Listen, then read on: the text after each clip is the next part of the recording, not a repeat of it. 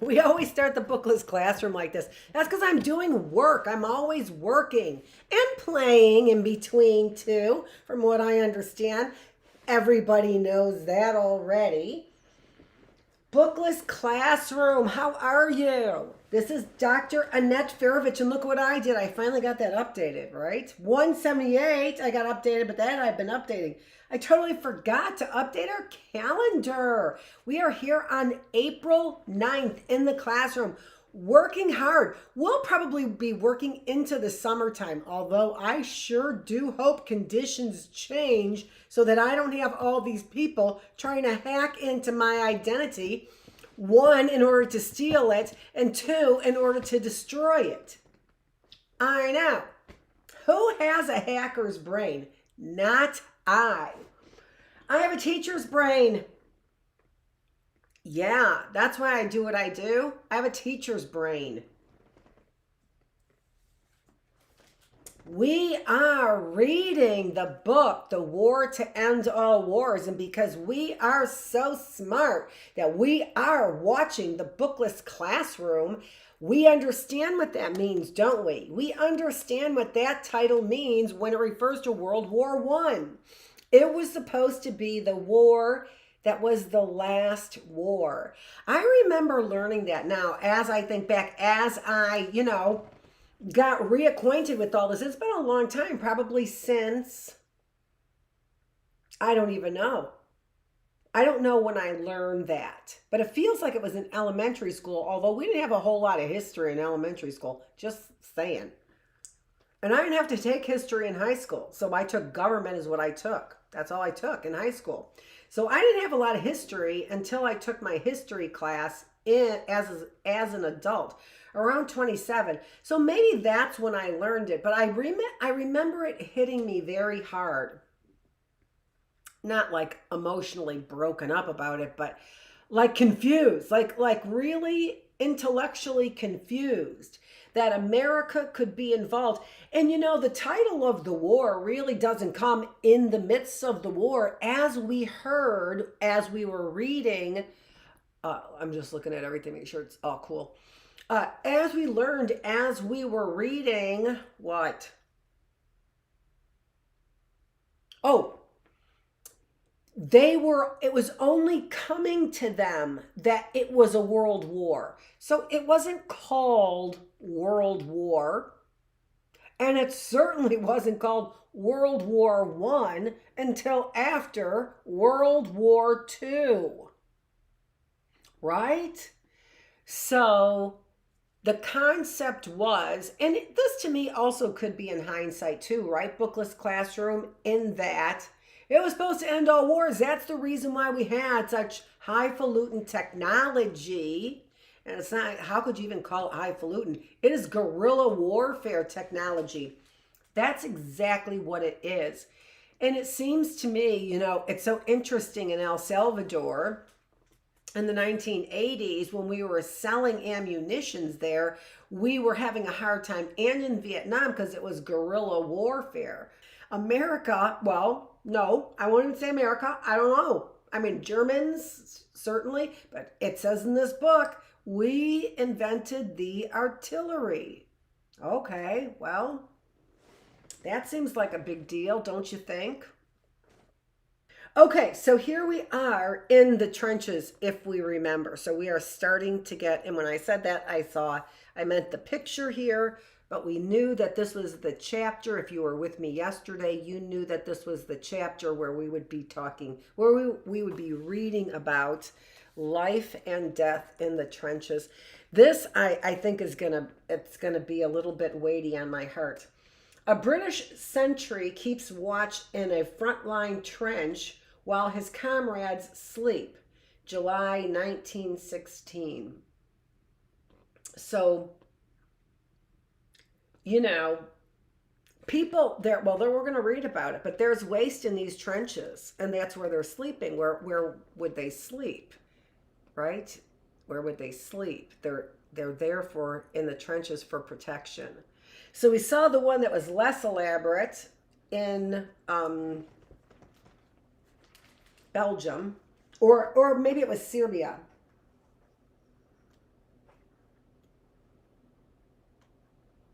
right?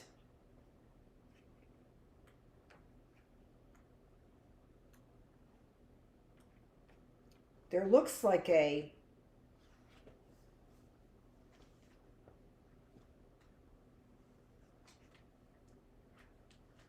Belgium in Flounders. I thought that might be a language, but it's apparently a place. So that's what that one looks like, the trench. I saw a picture here that I'm not sure that we showed because it looked unfamiliar to me, so I want to go to that picture now. So this also is interesting to me because it gives you sort of the feel of the trenches. All right, here we've got Calvary. So I'm going to read that one again. It says, on the march, strung out along a country road, Canadian cavalry troops and their horses moved slowly toward the front. November 1917. I was really thinking a lot about this and the technology and thinking about hackers, and it made me really think a lot about that stuff. So I was in a little bit of a daze when I remember seeing the picture. That to me looks like almost the beginning of trenches as well, right? So if we would have I have people walking by. So if we would have these kinds of walls built up here, we might also then, I got to shut that blind. I think I'm going to shut that blind because there's too much activity that's going on out there. We might also have the same kinds of things going on there as far as disease goes and those things. Somebody is literally staring right in here.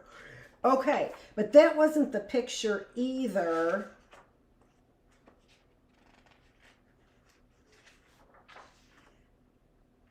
I don't think we saw this one. We did not read this one. So this says, the interior of a British tank factory. The British Army pioneered the use of tanks during the Battle of the Somme in 1916. So that's that picture right there. Okay. What is going on? And we saw the masks. And we saw the planes. So, and I don't think that I don't think I showed this one either. British anti-aircraft gunners raced to their guns on the outskirts of Armentières, France, March 1916. I don't think they want me reading this. Okay, life and death in the trenches. We went through the broken trees to the east of the village and up a long trench to battalion headquarters, wrote Arthur Robert Graves, recalling the night he joined his frontline unit in France as a 21-year-old British officer. The wet and slippery trench ran through dull red clay. I had a torch, a flashlight with me, and saw that hundreds of field mice and frogs had fallen into the trench but found no way out. The light dazzled them, and because I could not help treading on them, I put the torch back in my pocket. We had no mental picture of what the trenches would be like. Hold on.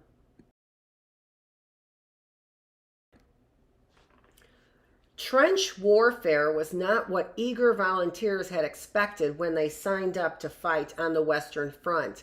But as the year 1915 began, the opposing armies were deadlocked and trenches had become the dominating feature of the war. German armies had occupied most of Belgium and penetrated deep into France.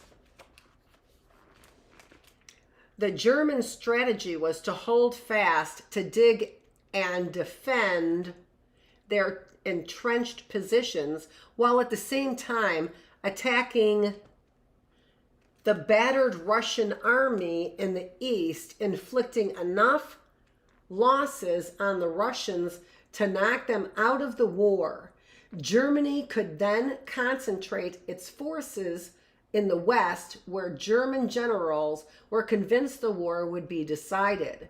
The Allies were just as convinced that Allied troops could achieve a breakthrough in the West, attacking enemy positions and driving the Germans back across the border. All along the Western Front, German armies worked at strengthening their positions, digging elaborate systems of trenches protected by barbed wire entanglements and by batteries of machine gun artillery.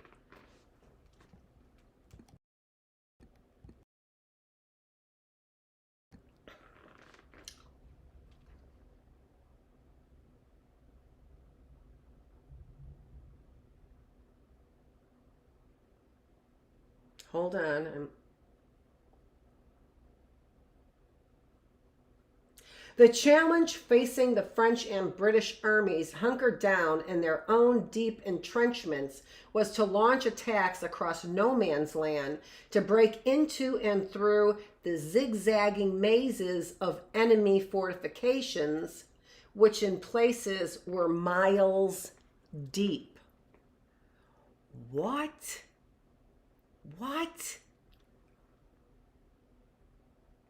The design of the trenches varied from place to place according to the terrain, but the basic pattern was similar everywhere. Facing no man's land were the heavily manned frontline trenches, deep enough to shelter a man standing upright, narrow enough to provide some protection from plunging enemy artillery shells. Several hundred yards to the rear were support trenches holding men and supplies that could immediately move up the front. Farther back still, beyond the range of all but the biggest enemy artillery, was a third system of trenches for the reserves. The trenches did not run in straight lines, but were broken by sharp twists and turns to prevent enemy troops who entered from commanding more than a limited range of rifle fire. Connecting these trenches were communication trenches, which allowed relief parties to reach the front line under cover all the way from the rear, and excavated deep beneath the surface where the soil allowed were shell-proof underground shelters or dugouts in places 30 or more feet deep, approached down wooden staircases. Entire units could lose their way while navigating this interlocking maze of trenches and dugouts. Relief troops were escorted by guides who knew every twist and turn of the trench system. At crucial intersections, signboards were posted pointing the way. Mud and rain could make some trenches uninhabitable. One night, there was a tremendous storm blowing. Lightning was flashing and flares were still going up. British rifleman Henry Williamson recalled rain splashed up about 9 or 10 inches in no man's land, and it went on and on and on. The conditions of the latrines can be imagined, and we could not sleep. Every minute was like an hour.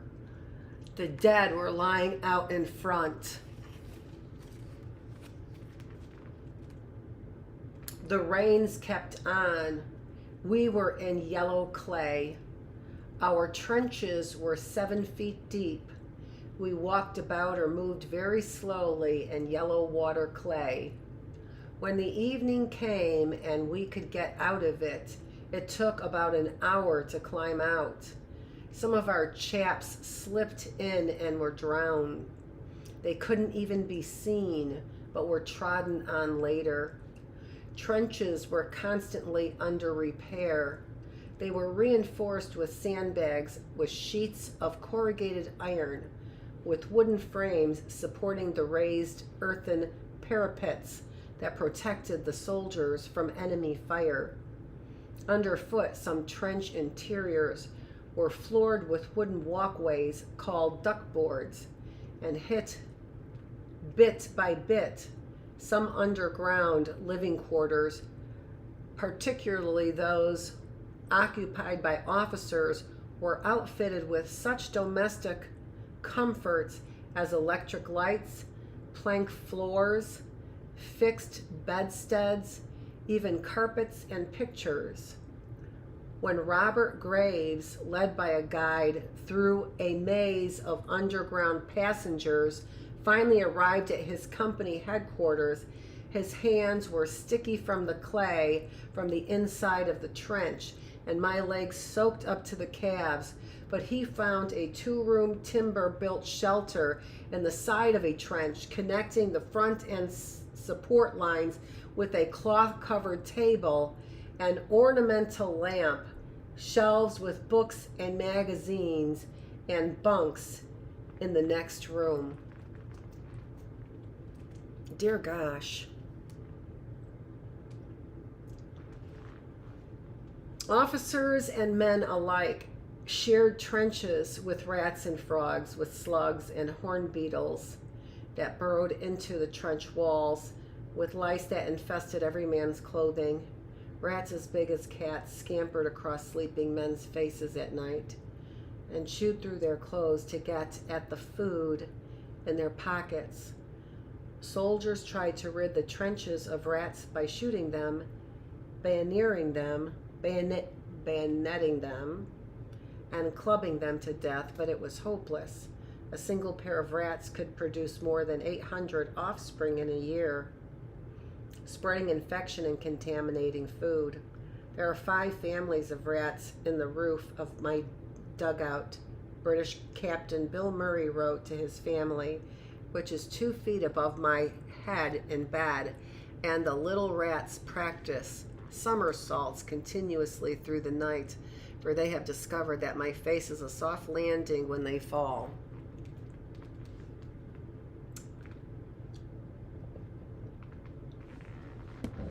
It's crazy. Blood-sucking lice breeding in the seams of clothing spread from one man to the next. Their bites left itchy red marks on the skin of just about every soldier. 95% of British soldiers coming off the line were infested with lice. Lice carried an infectious disease called trench fever, characterized by chills and high fever, which put thousands of men out of action. Trench foot, a painful fungal infection, was brought on by standing in cold, wet mud for days and nights while wearing field boots.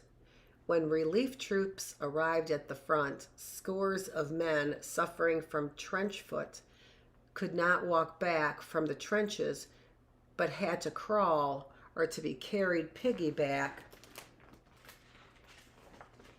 by their comrades, reported Philip Gibbs, a British war correspondent. And here's the picture here. 6 French soldiers faced the camera in a dugout cut deep into the ground, reinforced with heavy timbers and furnished with a table, benches, and an improvised stove. October 1915. Note the bottle of wine on the shelf. I'm just reading that. That's what it says.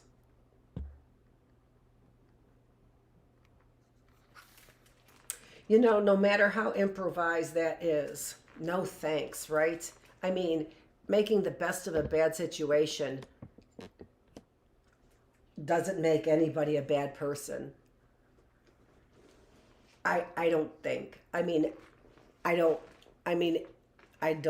know. I think that that's what war does, is that there is no best of a bad situation. But again, you know, I put out a short yesterday about, from the Being Catholic Now book that I read.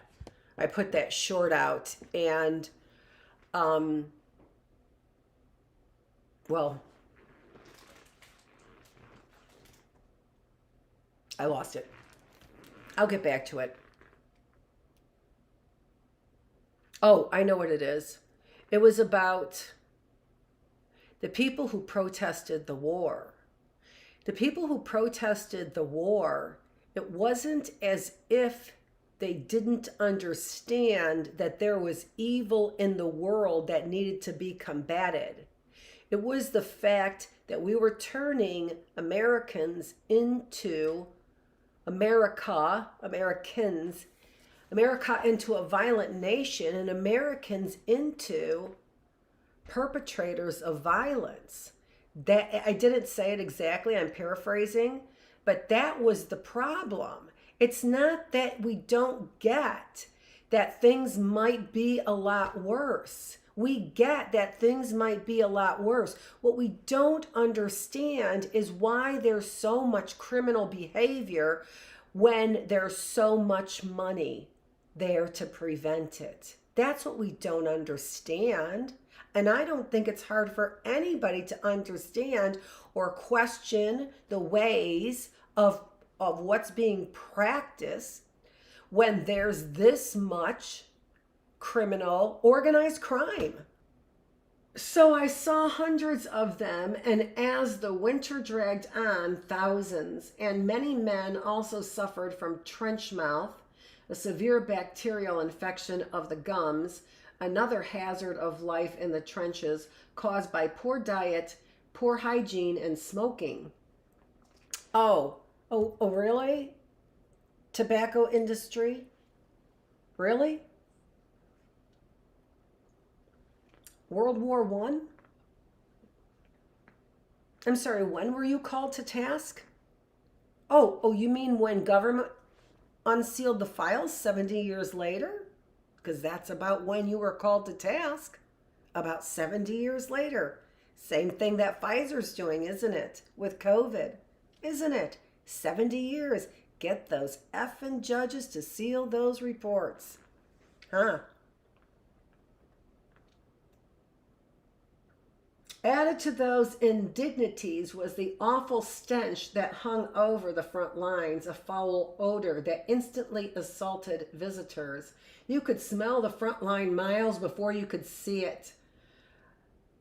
The reek rose from rotting corpses lying in shallow graves, from overflowing latrines, and from the stale sweat of men who had not enjoyed the luxury of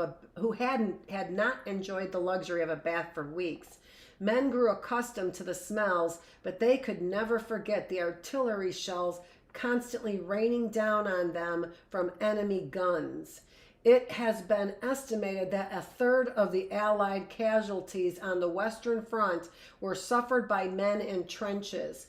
Death could come suddenly in a blinding flash as shells exploded in or near the trenches, or from a well-aimed sniper's bullet as a soldier peered over a trench parapet into no man's land. In the sunshine, wrote Max Plowman in his memoir of war, it seems impossible to believe that at any minute we in this trench and they in that may be blown to bits by shells fired from guns at invisible distances by hardy fellows who would be quite ready to stand you a drink if you met them face to face. Out beyond the front line trenches, no man's land separating the opposing armies might be anywhere from a mile or more across to barely 25 yards wide.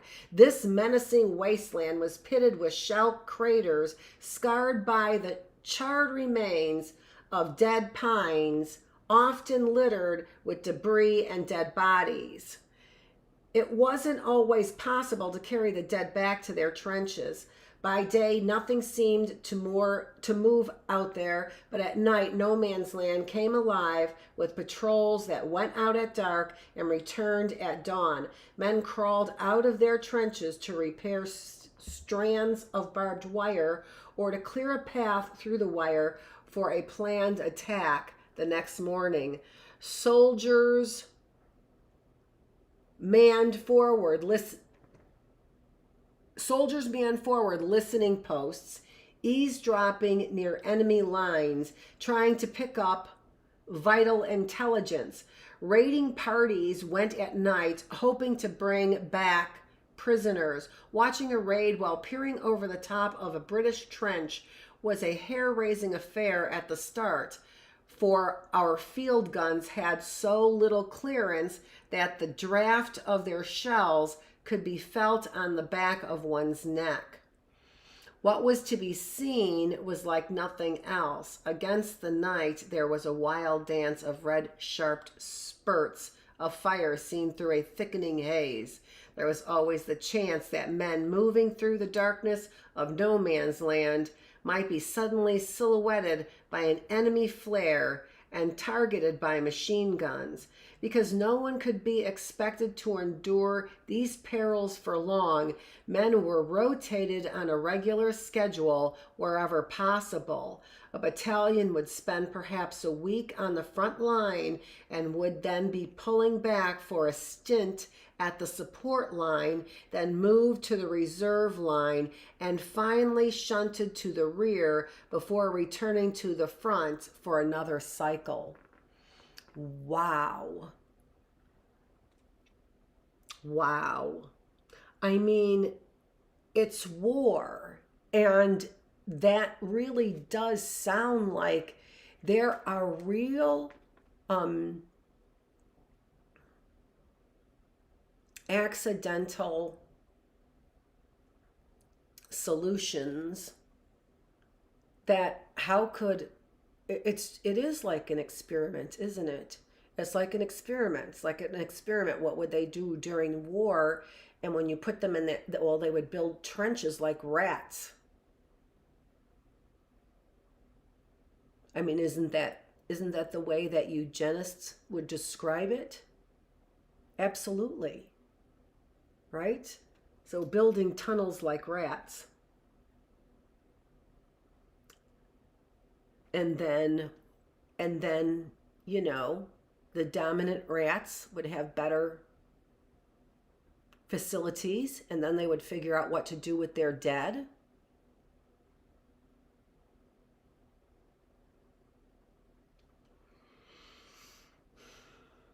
Under the stress of trench warfare, some soldiers seem to suffer nervous breakdowns, a condition that became known as shell shock. Without having received physical injuries of any kind, men might begin to tremble or shake uncontrollably. Some became like zombies, staring blankly into the distance as though in a trance. At first, battlefield commanders tended to dismiss shell shock as nothing more than tank cowardice. Some victims were court-martialed and even shot for desertion.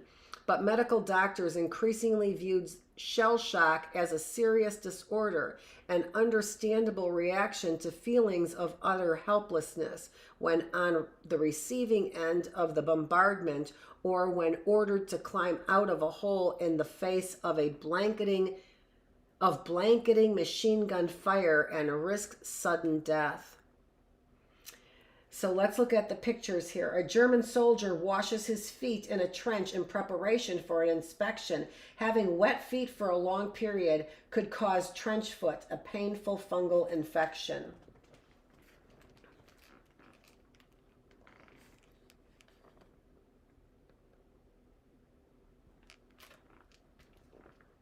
Canadian soldiers write letters and sleep in their frontline trench.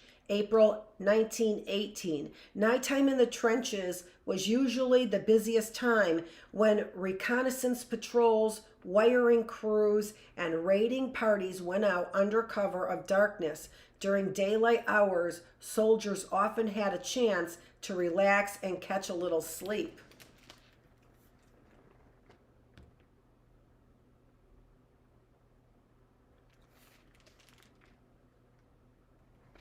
Crazy. By the end of the war, tens of thousands of shell shock cases had been recorded. Victims often recovered sufficiently to be returned to action, and many performed heroically when they did. Others suffered nightmares and panic attacks for the rest of their lives, and some shell shock victims were confined to insane asylums. For all the hazards, the risks from sniper fire and incoming shells, the serious health problems, trenches saved lives. The best protection against enemy firepower was the dugout. The deeper the better. The greatest danger came when men crawled out of their trenches to go over the top and attack. And here we have a picture of a British chaplain conducts a field burial service in a frontline trench. It is amazing also the spirit of people and what they are capable of doing.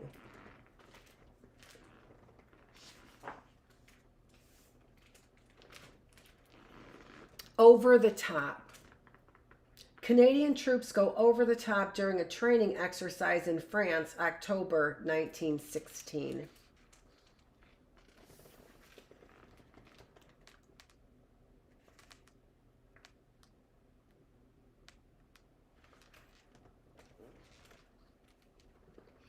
Then it was just 5 minutes to go, then 0, and all hell broke loose, recalled British Sergeant Major Richard Tobin. There was our barrage, then the Germans' barrage, and over the top we went. As soon as we got over the top, the fear and the terror left us. You don't look, you see, you don't listen, you hear, your nose is filled with fumes and death, and you taste the top of your mouth. You are one with your weapon. The veneer of civilization has dropped away, and you see just a line of men and a blur of shells. The task facing the French and British armies was to break through German defenses, recover the lost territories of France, and liberate Belgium. Throughout 1915, the Allies launched a succession of attacks that cost thousands of lives and yielded little or no gain. So in this picture, it says Canadian troops go over the top during a training exercise in France, 1916. So that was a wonderful explanation of when they were in the most dangerous position, right? And what they would hear is this barrage, right? And then that's, I guess, when they would go over the top.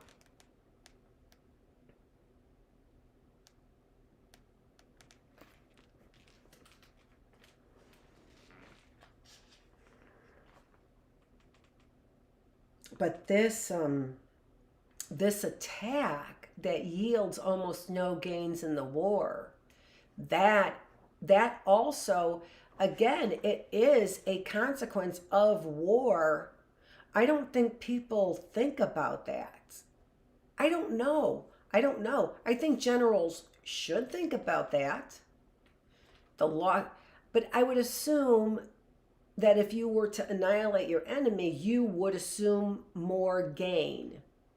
But still, what's gain? What is gain? Gain, the only thing you would gain is territory, and that really wasn't the mission. It wasn't the mission of the Allies to gain territory, right? That was the mission of the Germans.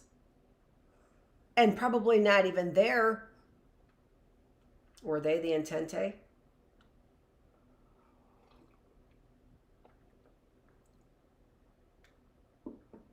It's always confusing to me because I think of the enemies today compared to the enemies back then. Russia would not have been an enemy. They were the enemy of Germany and easily taken out because of their non-technological means of war, a cavalry. Same thing with Canada, right? Same thing with all of them until artillery was introduced.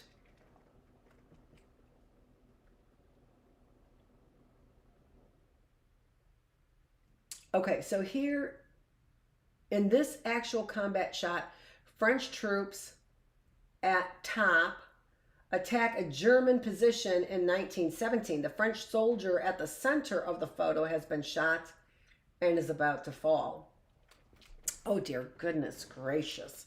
How could you possibly get that? I mean, how could you possibly not if you were a photographer on the scene?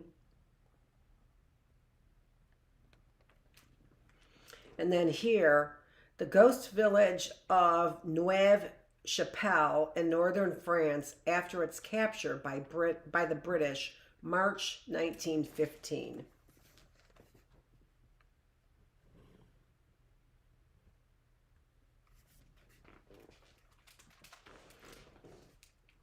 Masses of soldiers storming an enemy position protected by earthworks, barbed wire, and machine guns stood little chance of success unless they advanced behind a moving curtain of artillery fire, a barrage that could flatten wire entanglement and annihilate enemy troops in their trenches.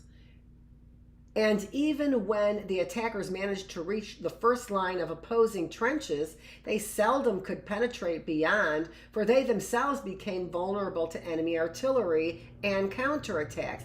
Hand-to-hand fighting with bayonets and hand grenades added to the slaughter. The battles seesawed back and forth, favoring first one side, then the other, while neither side achieved a decisive victory, and the casualties mounted. So you're like, well, why couldn't they gain on the front line? Because they kept putting new troops on the front line, right? Where else would they go? They only needed to really defend that front line, which they both sides did very well. At the Battle of Neuve Chapelle in March 1915, it was foggy and the attack was delayed 2 hours, which didn't do our spirits much good, British Corporal Alan Bray recalled. Then the time came for us to go over. We had to run forward about 50 yards up some planks, over our own frontline trenches, and then across a meadow where it was almost impossible to run. We could only stagger along, and as we were going over these planks, about half of us were knocked out, either killed or wounded, and going across the meadow, there were a lot more killed. When we finally stopped and lay down, trying to get what shelter we could from the tremendous rifle fire, which was coming over, a sergeant just in front of me jumped up and said, "Come on, man, be British." So we jumped up again and followed him. He ran about 6 yards and then he went down too.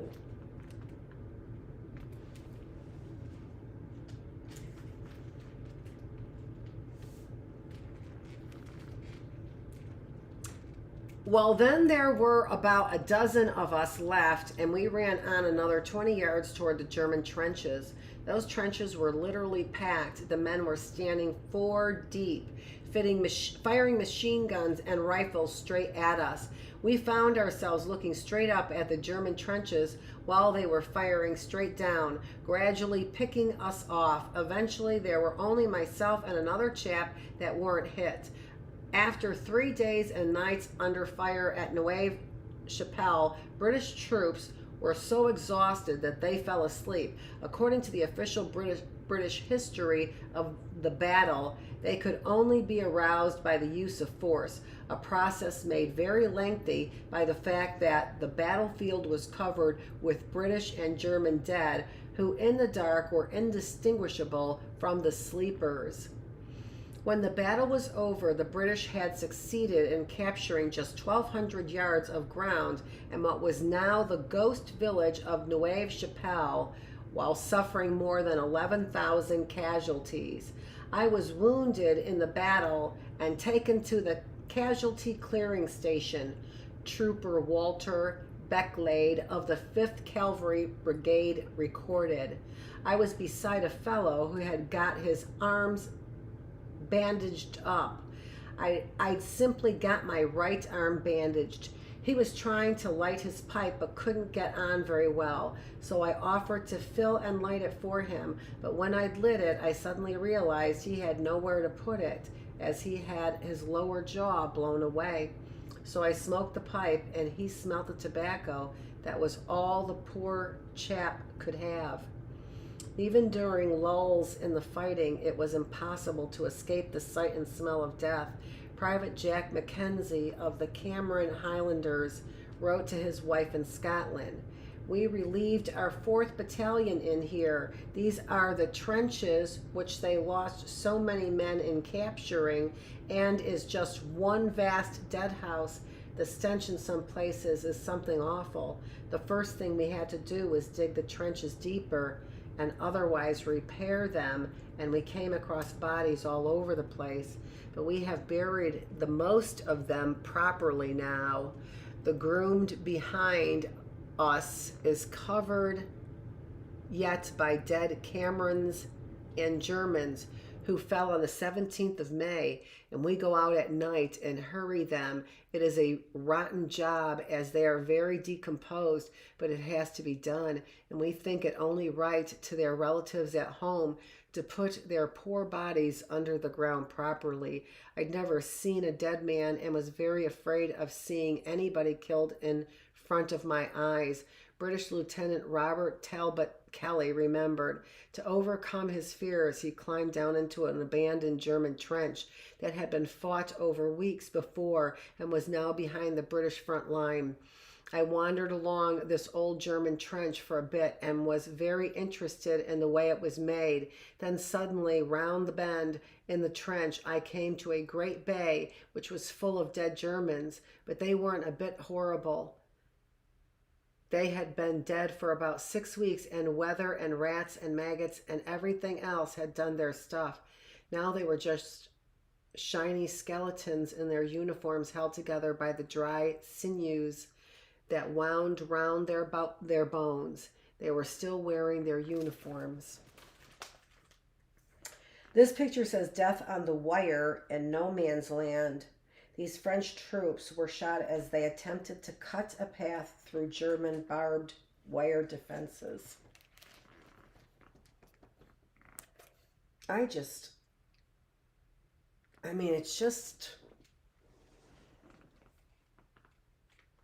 leaves, I just think it leaves women speechless. It leaves mothers speechless.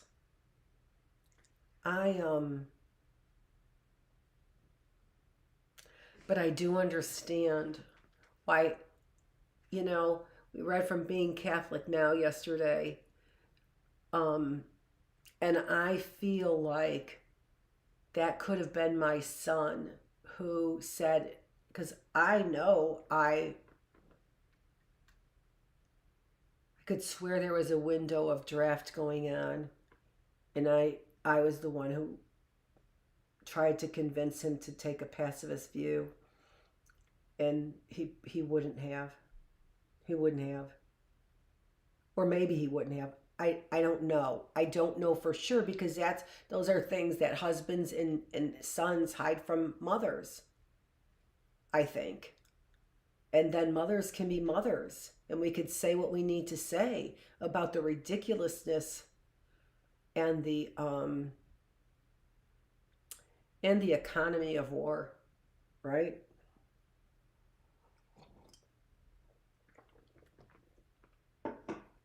And that just builds on the ridiculousness. It's just economy for just a very few people. It's just, all that is economy for, in my mind, atheists.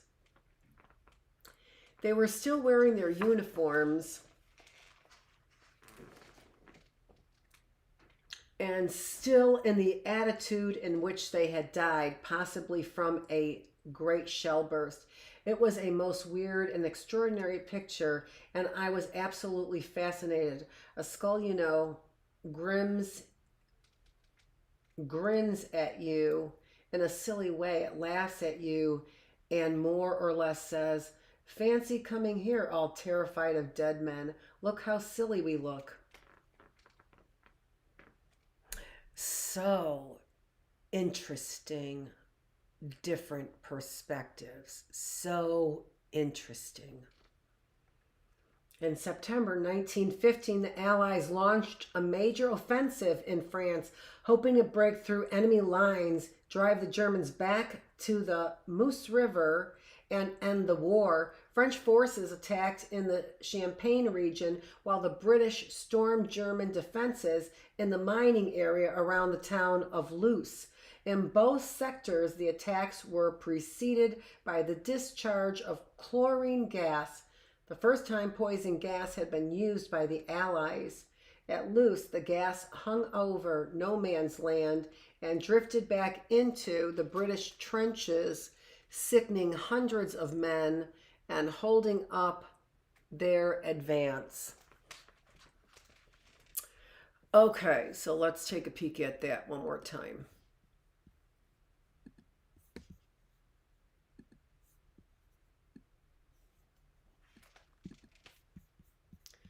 One second.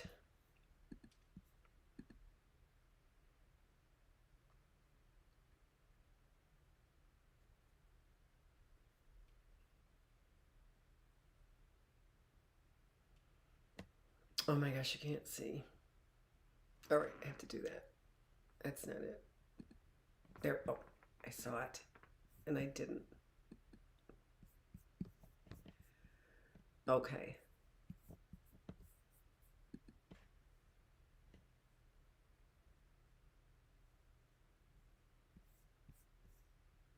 So we'll look at it from the map, right? And the yellow are the Allies.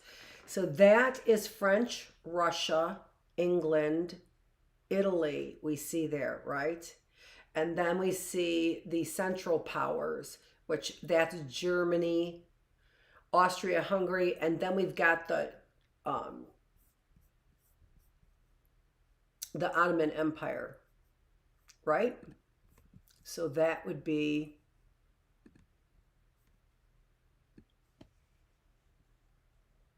right here, right there. Ottoman Empire right there. Okay? All right? From what we were reading, that's what I would know. Okay?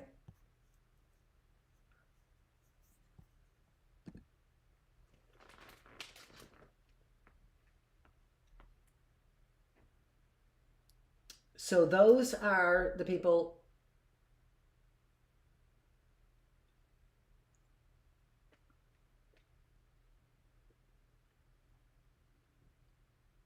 Okay, so a major offensive in France. So France is attacking Germany, hoping to drive back the German line, which I know you got this. I'm reviewing it in my mind. While the British stormed German defenses in the mining area around the town of Loos. In both sectors, the attacks were preceded by the discharge of chlorine gas. The first time poison gas has been used by the Allies. At Loos, the gas hung over no man's land and drifted back into the British trenches, sickening hundreds of men and holding up their advance. So into their own ally British defenses, though not paying attention to the wind. Oh my goodness, right? Why is that not? Oh, I know. Hold on. Oh my goodness. Oh, you probably didn't see the Turkish Empire either, did you? It's circled there, but you just can't see the circle. Let's make that a weightier circle. And how about we make it a blue circle? I think you can see it there. Okay, all right, so there's the Turkish Empire right there. And not paying attention to the wind. So there's France in yellow right there.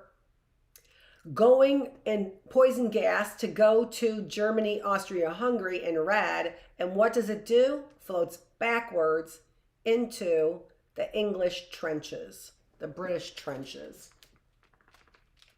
How horrible. Later in Loos, thousands of British troops advancing across an open field were slaughtered by German machine gun fire. The Germans, appalled by the carnage, held their fire as the surviving British troops turned and retreated. Horrified by their own behavior. Coming back over the ground that had been captured that day, the sight that met our eyes was quite unbelievable, British Corporal Edward Glendinning recalled. If you can imagine a flock of sheep lying down sleeping in a field, the bodies were as thick as that. Some of them were still alive. And they were crying out, begging for water and plucking at our legs as we went by. One hefty chap grabbed me around both knees and held me. Water, water, he cried. I was just going to take the cork out of my water bottle. I had a little left, but I was immediately hustled on by the man behind me. Get on, get on. We are going to get lost in no man's land. Come on. So it was a case where compassion had to give way to discipline, and I had to break away from this man to run up to catch up with the men in front. By the time the joint Allied offensive was called off in November, after several weeks of fighting, the French and British had suffered 250,000 casualties and had accomplished nothing. Elsewhere in Europe, 1915 was a terrible year for the Allies. A disintegrating Russian army had been forced into a massive retreat across the entire Eastern Front. The Russians had abandoned Warsaw and been driven out of Poland and Galicia, giving up everything they had gained since the start of the war. General Nicholas Yanushkevich, the Russian chief of staff, complained that his armies were melting like snow before the German offensives. By the end of 1915, the Russians had lost about 4 million men. Erich von Falkenhayn, the German army chief of staff, told Kaiser Wilhelm that the Tsar's army was so weakened by the blows it has suffered that Russia need not be seriously considered a danger in the foreseeable future. And that was their first plan. They didn't want Russia to be able to really back up those troops, right? As the Russians retreated in Poland, abandoning town after town to the Germans. Terrified refugees were fleeing in all directions. All the villagers had been ordered to evacuate, wrote Ernst Knapper, a German officer. They are in despair and protest bitterly. At 8 p.m, we are on the march again. We come out onto the road. It is dark, but what's that noise? Oh my God, what's happening on the road ahead? It is blocked by carts full of kids and household stuff. The cows are bellowing. The dogs are barking and yelping. The poor people are going God knows where, anywhere to get away from the fighting.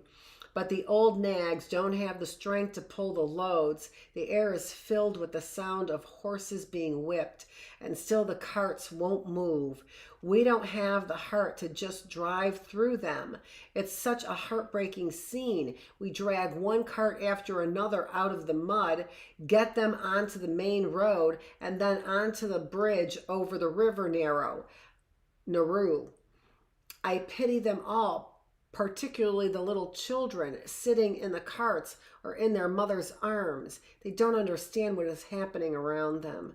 Italy, meanwhile, after renouncing its treaty agreements with the Central Powers, had entered the war on the side of the Allies. Drawn by the promise of territorial gain, the Italians attacked the Austrians along the Isonzo, a mountain river running through a deep valley just inside Austria alongside its border with Italy in what is now Slovenia. But the Italian army proved woefully unprepared for war, launching repeated attacks against the Austrians, gaining no ground, suffering huge casualties, and becoming a liability rather than an asset to the Allies because, they're taking care of those bodies and the front lines and all those things. Wow. Wow. This really is. I think this is a much better story, to tell you the truth, than the crap I've ever seen on those wars, on those documentaries. Russian troops break and run during a battle in Galicia on the Eastern Front. So they stopped firing. Germans stopped firing and allowed them to retreat. And then in this picture, an Australian soldier carries a wounded comrade to a first aid station. Let me get that over here.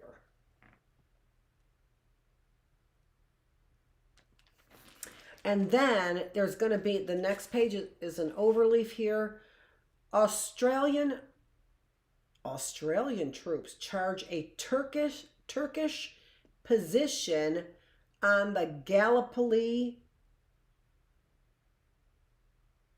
Peninsula in 1915. So we haven't heard Australia come into the war. That's what it says. It's not Austrian. That says Australian troops charge a Turkish position on the Gallipoli Peninsula in 1915. So that is likely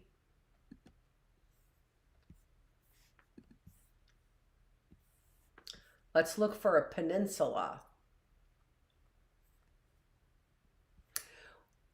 Well, the only peninsula I see there that would be part of that Turkish Empire would be right here. I'm going to have to look at that. I'll look at that a little bit later on. We are running long. So let's keep going with this because we're probably just about done with this chapter.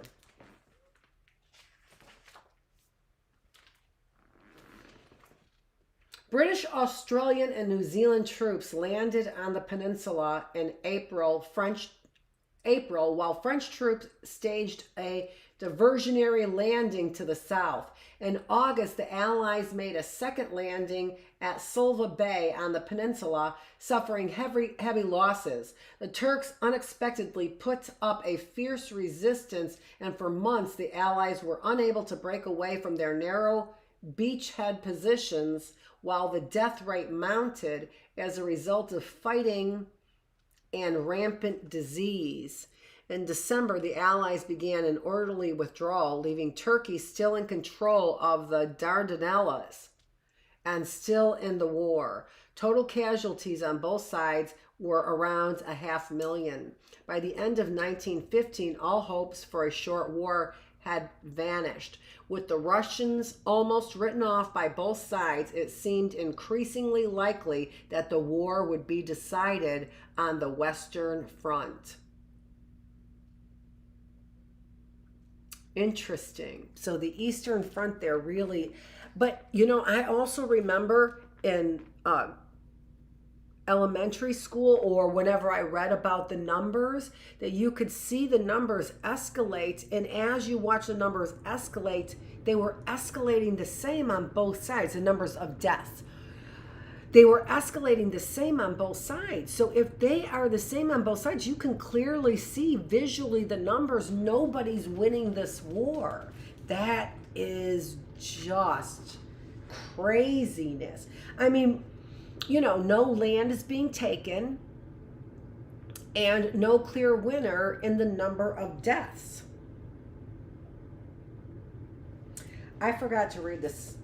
I don't know where I left off here.